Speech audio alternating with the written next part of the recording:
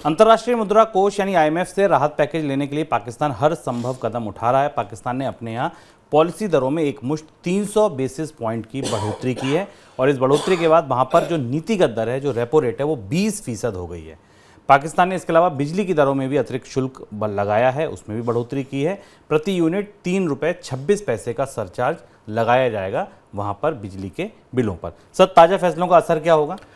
50% की इन्फ्लेशन और 20% की इंटरेस्ट रेट, और उसके बाद पाकिस्तान की अर्थव्यवस्था में कम से कम 200 बेसिस पॉइंट की ब्याज दर में बढ़ोतरी और आगे आ सकती है। ये सब पाकिस्तान को इसलिए करना पड़ रहा है क्योंकि इसे आईएमएफ का बेल आउट चाहिए। पाकिस्तान की अर्थव्यवस्था में महंगाई रिकॉर्ड स्तर पर है।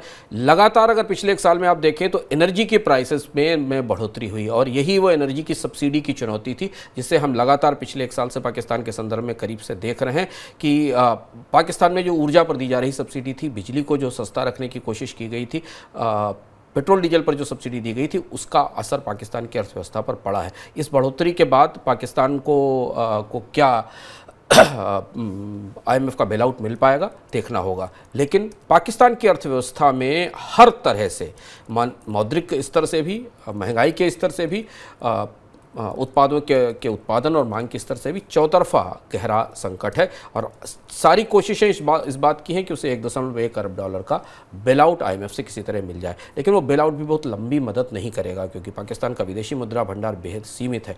तात्कालिक तौर पर पाकिस्तान के लोगों को अगले 1-2 साल तक गहरे आर्थिक संकटों से उबरना होगा, तब अर्थव्यवस्था वापस पटरी पर लौट पाएगी।